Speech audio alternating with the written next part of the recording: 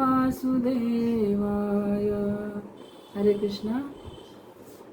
तो आज हम प्रारंभ करेंगे अध्याय 2 और श्लोक संख्या 68। तभी सभी कृपया दोहराइएगा। 68वां श्लोक है, तस्मादस्य महाबाहो निगृहीतानि सर्वशः इंद्रियाणि इंद्रियार्थेभ्यस्तस्य प्रज्ञा प्रतिष्ठिता। अनुवाद है, अतः हे महाबाहु, जिस पुरुष की इंद्रियां अपने अपने विषयों से सभी प्रकार से विरत होकर उसके वश में हैं, उसी की बुद्धि निसंदेह स्थिर है। तो इस श्लोक में भगवान अर्जुन को शिक्षा दे रहे हैं कि जिस पुरुष की इंद्रियां अपने अपने विषय, जो भी इंद्रियों के विषय हैं, उन विषयों के प्रति, उन विषयों से अच्छी तरह से खींची जा सके, मतलब उनको विषयों की ओर न जाने देकर अपनी ओर जो उन इंद्रियों को खींच कर रखता है, उस पुरुष की बुद्धि कैसी है? स्थिर रहती है। और जो पिछला श्लोक था उसमें भगवान ने कहा था कि जो व्यक्ति कृष्ण भावना भावित नहीं है, उसकी इंद्रियां अपने अपने विषयों की ओर क्या करती? विचरण करती रहती, अपने अपने विषयों की ओर विचरण करती हैं।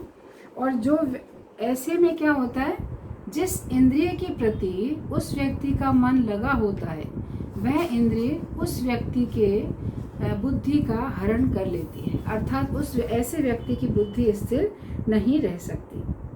तो यहाँ इस श्लोक में भगवान कह रहे हैं कि यदि हमें अपनी बुद्धि की रक्षा करनी है, अर्थात अपनी बुद्धि को इंद्रियों के द्वारा अपहरित नहीं होने देना है, तो क्या करना होगा? हमको अपनी इंद्रियों से मन को खींचना होगा। मतलब हमारा मन इंद्रियों के द्वारा ना खींचा जाए, बल्कि हमारा मन इंद्रियों को अपनी ओर आकृष्ट कर ले। तो जब हमारी इंद्रियां मन से प्रभावित नहीं होंगी, या हमारा मन इंद्रियों से प्रभावित नहीं होगा, तो हमारी बुद्धि जो है स्थिर रह पाएगी। और यदि इसके विपरीत हम अपनी बुद्धि को इंद्रिय के द्वारा बचा नहीं सकते हैं, यानी इंद्रिय अगर बुद्धि को अपहरित कर ले, तो फिर क्या होगा? बुद्धि हमारी स्थिर नहीं रह पाएगी। तो ये जो श्लोक है, तो इस श्लोक का पहला जो चरण है वह है तस्मादस्य। तो तस्माद शब्द का अर्थ होता है इसलिए या अतः, अर्थात जब किसी बात का निष्कर्ष निकाला जाता है तब तस्माद शब्द का प्रयोग होता है। तो यहाँ पर भगवान अपनी इस शिक्षा के द्वारा अर्जुन से कह रहे हैं कि हे अर्जुन, यदि इंद्रियां अपने अपने विषयों में विचरण करती हैं और उन पर किसी प्रकार का नियंत्रण नहीं होता, तो वे इंद्रियां मन सहित बुद्धि का अपहरण कर लेती हैं। इसलिए व्यक्ति को अपनी इंद्रियों को भली भांति नियंत्रित रखना चाहिए, तभी उस व्यक्ति की बुद्धि स्थिर रह पाएगी। तो यहाँ पर जो श्लोक का पहला चरण था तस्मादस्य, उसके बाद भगवान अर्जुन को महाबाहो शब्द से संबोधित कर रहे हैं। तो महाबाहु जो शब्द है उसका अर्थ है ऐसा व्यक्ति जिसकी भुजाओं में अतुलित बल हो, यानी अति बलशाली जो व्यक्ति है, महान बल का जो रखवाला हो, यानी बल को जो धारण करता है, जिसमें महान बल हो, ऐसे व्यक्ति के लिए महाबाहु शब्द का प्रयोग यहाँ पर किया गया है। तो अर्जुन को भगवान ये कहना चाह रहे हैं कि जिस प्रकार तुम अपने महाबाहु मतलब बलशाली भुजाओं के द्वारा तुम अपने शत्रुओं को परास्त कर देते हो, उसी प्रकार यदि कोई व्यक्ति अपनी इंद्रियों को वश में कर लेता है, तो वास्तव में वो विजेता कहलाता है। तो यहाँ पर भगवान इंद्रियों की तुलना शत्रु के साथ कर रहे हैं कि जैसे अर्जुन से कहा कि तुम अपनी विशाल भुजा से अपने शत्रु को नियंत्रित कर सकते हो, तो इंद्रियों को नियंत्रित करने के लिए भी हमें बहुत शक्तिशाली बनना चाहिए। शक्तिशाली अर्थात अपने मन पर और बुद्धि पर पूर्ण रूप से नियंत्रण होना चाहिए, जिससे हमारी इंद्रियां और हमारा मन और बुद्धि इंद्रियों के अधीन ना हो या फिर इंद्रियों के द्वारा वो खींचा ना जा सके। तो इस प्रकार भगवान अर्जुन को यहाँ पर महाबाहु शब्द से संबोधित कर रहे हैं। तो अर्जुन की जो महाबाहु शब्द की जो व्याख्या है, मतलब अर्जुन किस प्रकार से महाबाहु है, उसका परिचय देते हुए यहाँ पर हम कुछ घटनाओं के बारे में चर्चा करेंगे। जैसे जब पांडवों को अज्ञातवास प्राप्त हुआ था और वे विराट नगर में रह रहे थे, राजा विराट के पास, मानी अज्ञात रूप में रह रहे थे। अर्जुन जो है वो वृहन्नला के रूप में था और उस समय उत्तरा को वो नृत्य का प्रशिक्षण दे रहे थे, और भीम जो है वो रसोइया के रूप में था। नकुल सहदेव घुड़साल, जो माने उनकी जो घुड़साल थी उसमें घोड़ों की देखरेख के लिए उनका चयन किया गया था। और द्रौपदी जो है विराट राजा की जो महारानी थी, उनकी सैरंध्री के रूप में सेवा करती हैं। इस तरह से सारे पांडव जो हैं गोपनीय रूप से राजा विराट के यहाँ रहते हैं। उसी समय में कौरवों ने राजा विराट की गायों का अपहरण किया था और उनके रक्षण के लिए अर्जुन गए थे, और अर्जुन अकेले ही पूरी जो कौरवों की सेना थी उसके साथ उन्होंने बहुत ही भयानक युद्ध किया। तो इसमें वर्णन आता है कि अर्जुन जो है कौरवों की सेना में, जो काफ़ी विशाल सेना थी, उस भयानक सेना में अर्जुन ने प्रवेश किया और सभी को मतलब परास्त किया। तो प्रारंभ में उन्होंने क्या किया था, भीष्म पितामह के ऊपर बाण का प्रहार किया था और उनकी जो ध्वजा थी उसको जड़ से काट गिराया था।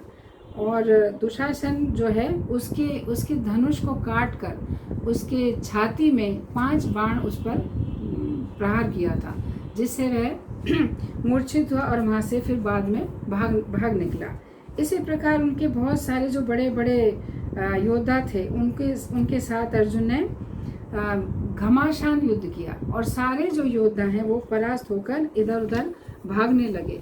और सभी योद्धाओं ने दुर्योधन के पास अपनी जाकर मतलब हथियार डाल दिए। और वो जो युद्ध भूमि था, उसका युद्ध भूमि का दृश्य कैसा था कि जो रथी थे, रथ पर सवार थे, घोड़ों पर सवार थे, हाथी पर सवार थे, सभी के जैसे हाथी घोड़े जो हैं वो उन पर प्रहार होने लगे।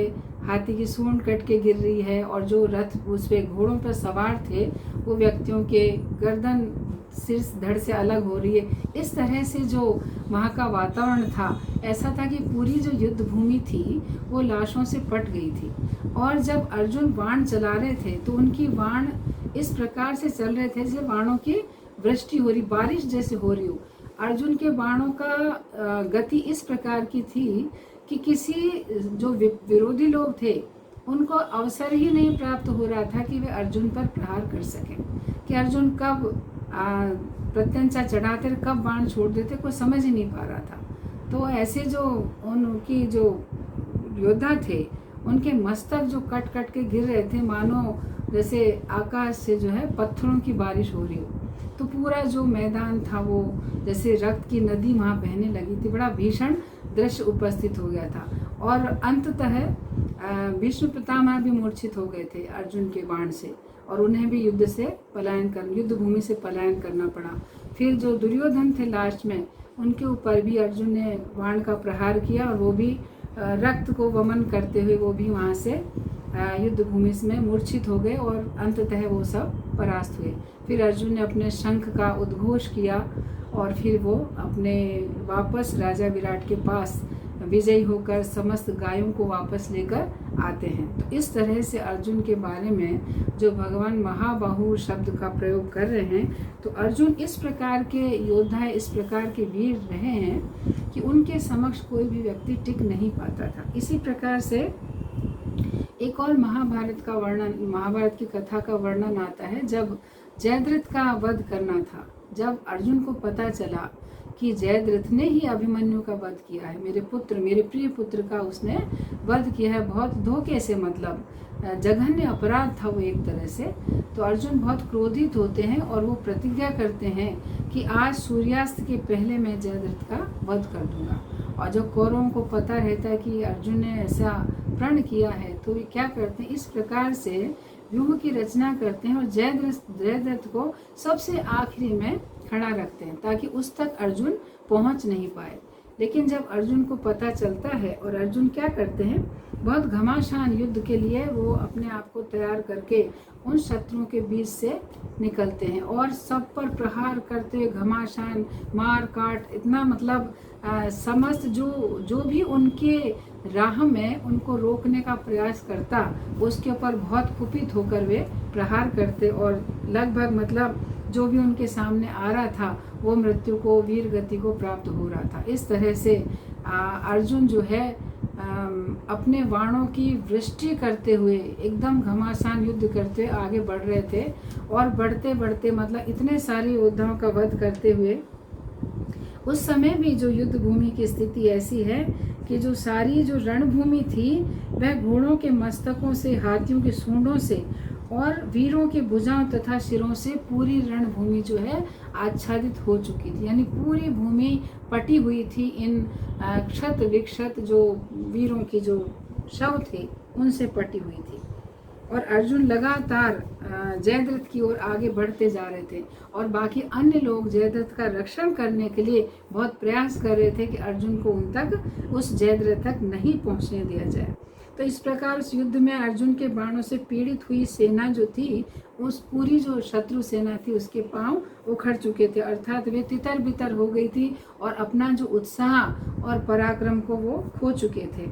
और सारी सेना बहुत उद्विग्न, विचलित होकर इधर उधर भाग रही थी। एक भी व्यक्ति वहाँ टिकने का साहस नहीं कर पा रहा था। साहस छोड़ तो जब वो सेना पलायन करने लगी तो पीछे मुड़कर देखने का भी साहस नहीं कर पा रहे थे कि अर्जुन किस गति से हमारी ओर बढ़ रहे हैं। तो इस प्रकार अर्जुन जो है सभी दिशाओं में असीम अपना पराक्रम दिखाते हुए आगे बढ़ रहे थे। तो अर्जुन ने अंत का जो समय आता है जब वह जयद्रथ तक पहुंचने ही वाले हैं, तो वहां पर अर्जुन ने जो बड़े बड़े योद्धा थे, कृतवर्मा जैसे उन्हें मूर्छित कर दिया, और भी बहुत सारे नाम हैं, श्रुतायु, सुदक्षिण, श्रुतायु आदि आदि कई सारे जो अनेक महारथी जो योद्धा थे उन सब का वध किया और एक साथ अनेकों योद्धाओं से अकेले अर्जुन जो है युद्ध करते रहे। तो इस तरह से युद्ध करते कौरवों की अपार सेना का संहार करके अंततोगत्वा उन्होंने जयद्रथ का वध कर दिया और उन्होंने अपने प्रण को पूर्ण किया। तो इस तरह की और भी बहुत सारी घटनाएं हैं अर्जुन की जो ये परिचय देती हैं कि अर्जुन किस प्रकार से महाबाहु थे। तो भगवान ऐसे अर्जुन को महाबाहु के नाम से संबोधित कर रहे हैं। तो इस श्लोक का जो अगला चरण है, अगला पद है, वह है यश इंद्रियाणि इंद्रियार्थेभ्य निगृहीतानि, अर्थात जिस व्यक्ति की इंद्रियां अपने अपने विषयों से विरत हो चुकी हैं। तो यहाँ पर निगृहीतानि जो शब्द है अर्थात निग्रह करना। तो निग्रह शब्द के बारे में एक तो होता है यानी उनको अपनी इंद्रियों को जबरन नियंत्रित करना, लेकिन यहाँ पर प्रभुपाद ने निग्रह शब्द का अर्थ जो है विरक्ति माना है। यानी जो इंद्रियां जो है विषयों से, जिसकी इंद्रियां विषयों से विरक्त हो चुकी हैं। और जैसे निग्रह का अगर अर्थ माने कि नियंत्रित करना या उन्हें दंडित करना, तो इस प्रकार जैसे भौतिक जगत में होता है, जो कई लोग हैं जो बलपूर्वक अपनी इंद्रियों को दमन करने का प्रयास करते हैं, लेकिन यह संभव नहीं है। जैसे कोई राजा किसी सेना को या दुश्मन की जो सेना है उसको तो नियंत्रित कर सकता है अपने बल से, लेकिन इंद्रियों के लिए यह चीज़ संभव नहीं है कि कोई इंद्रियों को बलपूर्वक नियंत्रित कर सके। हाँ, इंद्रियों के लिए प्रभुपाद कहते हैं विरक्ति के द्वारा इंद्रियां नियंत्रित हो जाती हैं। जब इंद्रियों के विषयों के प्रति जब विरक्ति आ जाती है। और ये कब संभव होती है?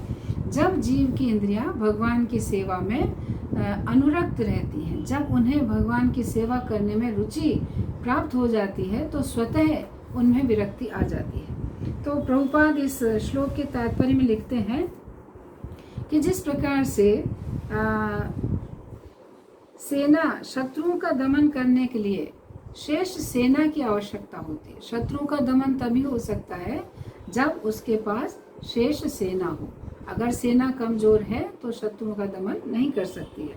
उसी प्रकार इंद्रियों का दमन करने के लिए किसी मानवीय प्रयास के द्वारा ये संभव नहीं है इंद्रियों को दमित करना। तो यहाँ पर प्रभुपाद कहना चाहते हैं कि यहाँ इंद्रिय निग्रह का जो शब्द है वह दंड देना या बलपूर्वक रोकना नहीं है।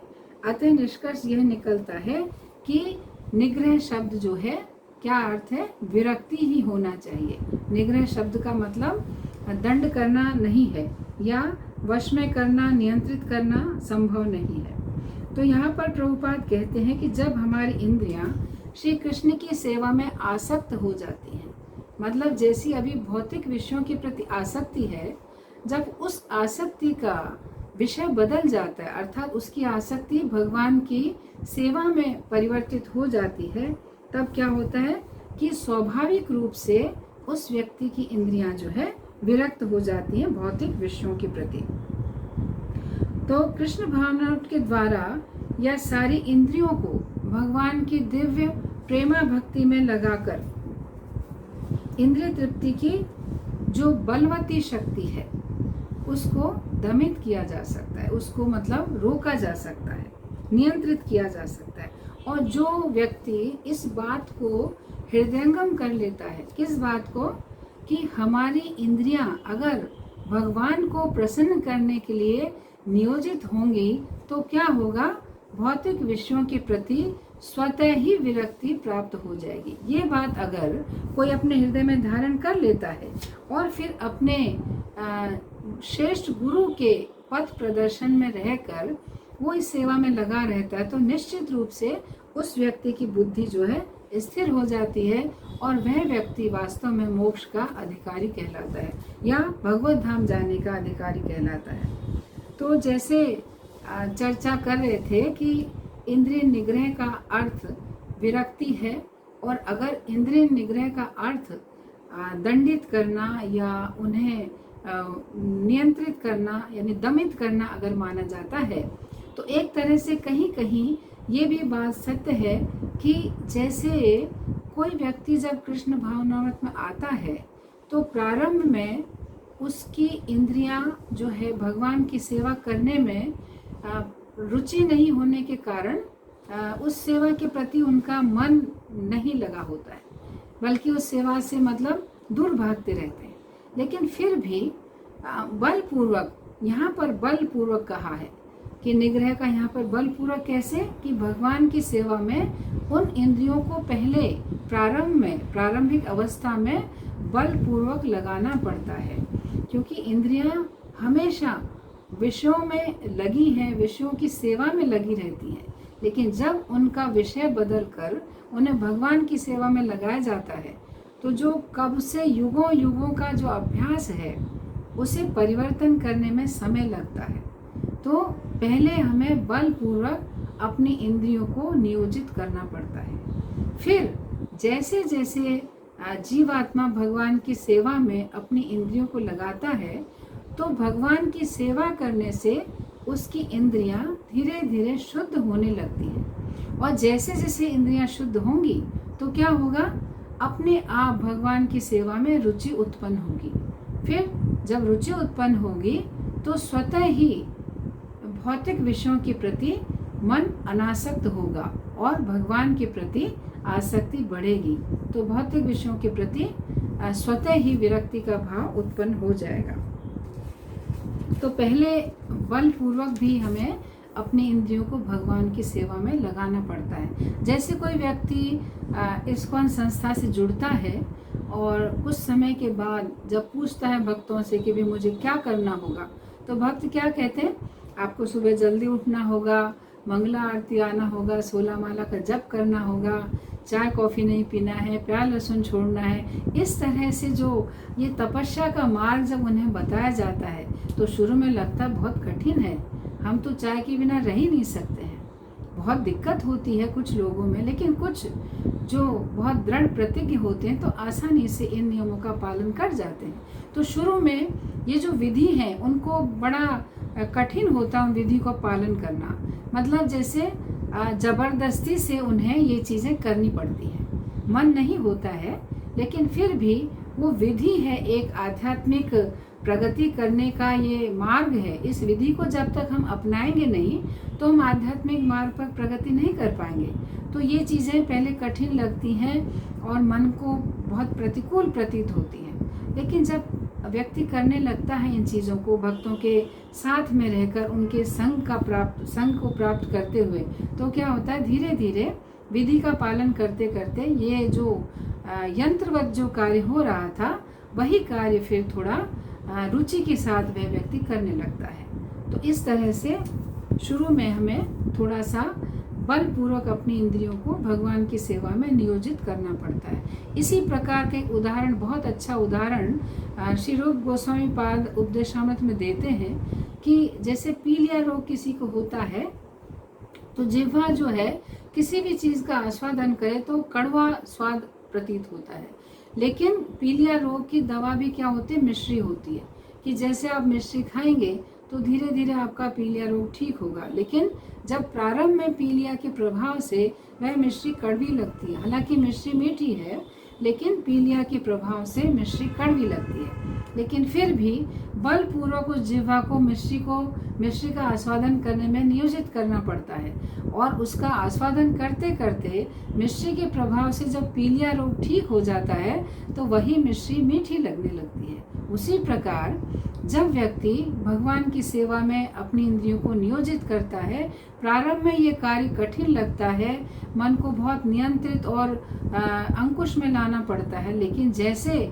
जब उसे आस्वादन मिलता है, भगवान की सेवा में आनंद की अनुभूति होने लगती है, तो स्वतः उस सेवा को समर्पित भाव से करने लगता है।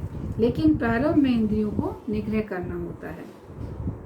तो इस तरह से जब भगवान की सेवा में इंद्रियां भली भांति नियोजित हो जाती हैं तो फिर उनके ऊपर हमें बल का प्रयोग नहीं करना पड़ता है, स्वतः फिर इंद्रियां भगवान की सेवा में संलग्न होती हैं। फिर इस श्लोक का अगला पद है, यस्य इंद्रियाणि इंद्रियार्थेभ्य सर्वशः निगृहीतानि।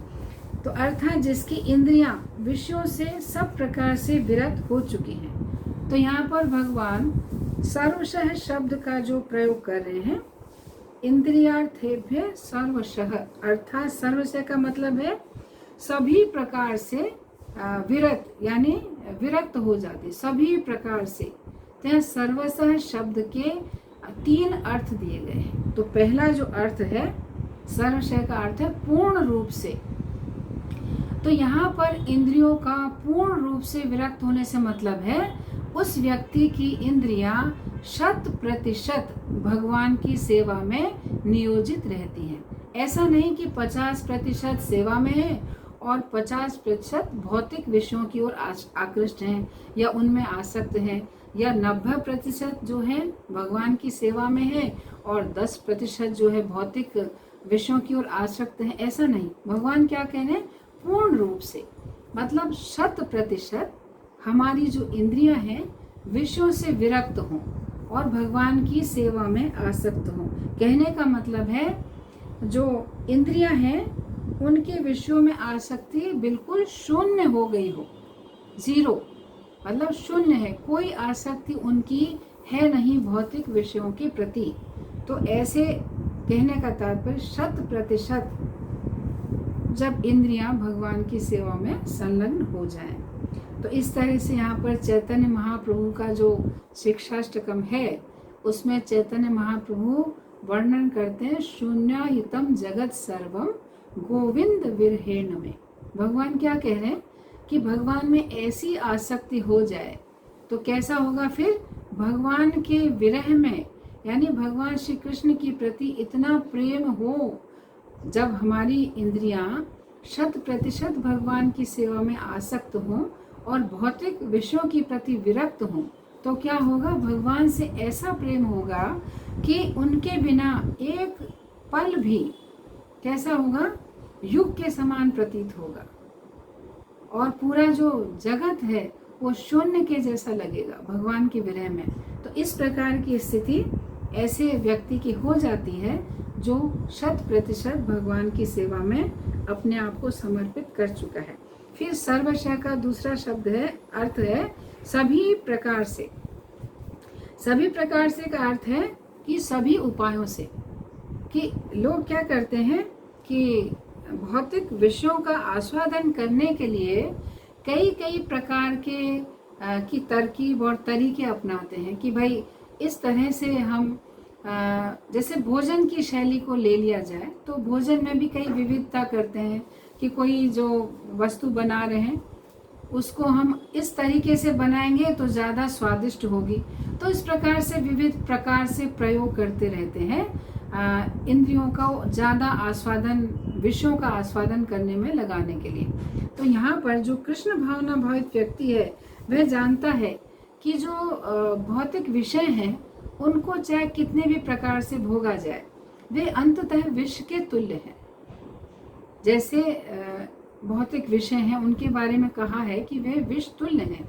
अगर विष को आप सोने की थाली में रख के खाएं या द्रोण पत्र में रख कर खाएं, आप एकांत में उसका भक्षण करें या आप अपने मित्र मंडली के साथ पिकनिक के रूप में उन विषयों का आस्वादन करें, अंत तो गत्वा वो विष ही हैं। जैसे आचार्य भजन लिखते भी है ना कि एक भजन है ना, हरि हरि विफले जन्म गुआइनो, मनुष्य जन्म पाया राधा कृष्ण ना भजिया, जानिया सुनिया विष खाइनो। मतलब मनुष्य जन्म मैंने प्राप्त किया और मनुष्य जन्म मिलने के बाद भी मैंने अगर राधा कृष्ण का भजन नहीं किया और अपनी इंद्रियों को भौतिक विष रूपी जो आस्वादन है उसमें लगाए रखा, तो मैंने क्या किया? जानबूझकर विष का भक्षण किया।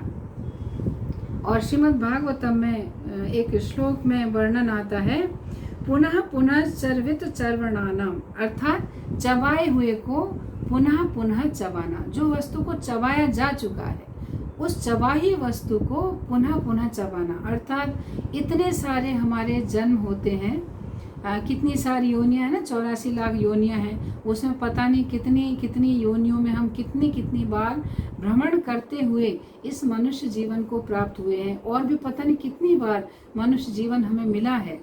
लेकिन हर जीवन में, जैसे हर योनि में आहार निद्रा भय मैथुन सब योनियों में होता है, और मनुष्य योनि में भी सिर्फ यहीं तक व्यक्ति सीमित रहता है, क्योंकि मनुष्य जीवन ही एकमात्र उद्धार का जो है उसके पक्ष में है कि व्यक्ति जीवात्मा अपना उद्धार केवल मनुष्य योनि में ही कर सकता है, कि वो विशिष्ट है पशुओं से या अन्य योनियों से। मनुष्य योनि विशिष्ट है कि मनुष्य को धर्म का अनुशीलन करने की बुद्धि और विवेक है, और मनुष्य के लिए धर्म बनाया गया है। तो मनुष्य को धर्म का अनुशीलन करना चाहिए, जो भगवान ने भागवतम में कहा है कि सभी मनुष्यों का धर्म क्या है? भगवान की सेवा करना। और कैसी सेवा करना? अहेतु की, बिना किसी हेतु के, और अप्रतिहता निरंतर भक्ति करना, भगवान की निरंतर सेवा करना। तो इस तरह से यदि कोई मनुष्य जीवन मिलने के बाद अपना उत्कर्ष करने के लिए भगवत भक्ति नहीं करता है या अपने आप को भगवान की सेवा में नहीं लगाता है और भौतिक विषयों के भोगने में लगा रहता है, तो उसके लिए कहा गया है कि वह विष का भक्षण ही कर रहा है, या फिर वह चबाई हुई वस्तु को पुनः पुनः चबाने का प्रयास कर रहा है। और तीसरा अर्थ इसका है, वो है सभी स्थानों पर। पहला क्या था? पूर्ण रूप से और सभी प्रकार से, और अब तीसरा है सभी स्थानों पे। जैसे जो भारत में रहते हैं या जो नागपुर में रहते हैं, तो नागपुर में रहने वाला व्यक्ति सोचता है, जैसे यहाँ जो भी वो अपने आप को भौतिक विषयों में सुखी रखना चाहता है या उनमें रसास्वादन जो करना चाहता है, उसको कुछ बाधाएं प्रतीत होती हैं नागपुर में, वो सोचता है शायद मैं बेंगलोर जाऊंगा या मैं अमेरिका जाऊंगा या मैं शायद लंदन जाऊंगा, तो वहाँ मुझे ये विषय सुख का ज़्यादा आस्वादन करने की मुझे संधि मिल सकती है, ऐसा सोचता है कि मतलब जैसे सभी स्थान पर विरक्ति होनी चाहिए। लेकिन जिनकी भौतिक विषयों में आसक्ति होती है वो क्या सोचते हैं, यहाँ नहीं कहीं और स्थान पे जाऊँगा, वहाँ मुझे ज़्यादा सुविधाएं प्राप्त होंगी। तो जैसे पशु भी होते हैं, जैसे मान लीजिए गाय है, बकरी है, जब वो घास खाती रहती तो सोचती हैं कि शायद दूसरे वाले खेत में जो घास है वो बहुत सघन है, मैं जो यहाँ घास खा रही हूँ ना, ये घास तो बहुत दूर दूर है, मतलब बहुत अंतर में है, घास घनी नहीं है, लेकिन उस खेत में जो घास है वो बहुत घनी है। इसी प्रकार मनुष्य सोचता है कि यहाँ मुझे पूरी सुविधाएं प्राप्त नहीं है भौतिक सुख का आस्वादन करने की, तो मैं शायद कहीं विदेश जाऊं तो मुझे ज़्यादा संधि प्राप्त होगी, इस प्रकार से। लेकिन यहाँ भगवान कह रहे हैं कि सभी प्रकार से, यानी सभी स्थानों में व्यक्ति कैसा होना चाहिए, भौतिक विषयों से विरक्त होना चाहिए। लेकिन जो कृष्ण भावना भावित व्यक्ति है वह भली भांति जानता है कि ये जो मायावी जगत है, जो भगवान की जो माया के द्वारा जो जगत प्रभावित है, उस जगत में कहीं पर भी सुख नहीं है। ये कौन जानता है, जो कृष्ण भावना भावित है। साधारण व्यक्ति नहीं समझता इस बात को, वो सोचता है जितना हम भौतिक सुख का लाभ ले सके हमें लेना चाहिए, इसलिए वह सोचता है कि कहीं पर भी इस जगत में सुख नहीं है। इसलिए वह प्रत्येक स्थान पर श्री कृष्ण की सेवा में अपनी इंद्रियों को लगाता है। इस तरह से कृष्ण भावना भावित व्यक्ति और एक सामान्य व्यक्ति में भेद है। तो यहाँ पर जो भगवान ने कहा तस्य प्रज्ञा प्रतिष्ठिता, तो ऐसा जो व्यक्ति है जो भगवान की सेवा में अपनी इंद्रियों को नियोजित करता है। कैसे नियोजित कर रहा है, पूर्ण रूप से और सभी प्रकार से और सभी स्थानों में। 3 अर्थ बताए थे सर्वशः के। तो पूर्ण रूप से अपनी इंद्रियों को भगवान की सेवा में नियोजित करता है, सभी प्रकार से भगवान की सेवा में लगाता है और सभी स्थानों में भगवान की सेवा में अपनी इंद्रियों को लगाता है। तो जो व्यक्ति ऐसा करता है उसकी बुद्धि पूर्ण रूप से स्थिर होती है। और जब व्यक्ति की बुद्धि जब स्थिर होती है तो वह निर्णय कर पाता है कि सही क्या है, गलत क्या है, उसे क्या करना चाहिए और क्या नहीं करना चाहिए, और फिर उसके अलावा धर्म क्या है, अधर्म क्या है, और दूसरा किस दिशा में उसे चलना चाहिए ताकि उसे भव समुद्र का किनारा प्राप्त हो सके। वरना उसमें समुद्र में ही इधर उधर भटक रहा है, पता ही नहीं कि समुद्र का किनारा किस दिशा में है, किधर चलने से मुझे समुद्र का किनारा प्राप्त होगा जहाँ से मैं इस समुद्र से उबर सकूंगा। तो जब उसकी बुद्धि स्थिर होगी तो इस ज्ञान में स्थिर होगा तो मुझे किस ओर बढ़ना चाहिए। तो श्रीमद् भागवतम में एक श्लोक का वर्णन करते हैं, लिखा है भागवतम में दिया गया है, यज्ञ संकीर्तन प्राय यजंती ही सुमेधस। तो जिनकी बुद्धि स्थिर है तो क्या करेंगे, जिनकी बुद्धि स्थिर है वे क्या करेंगे, इस कलयुग में भगवान की पूजा संकीर्तन यज्ञ के द्वारा करेंगे। जिनकी बुद्धि स्थिर है, और जिनकी स्थिर नहीं है वे इस विधि को नहीं अपनाएंगे।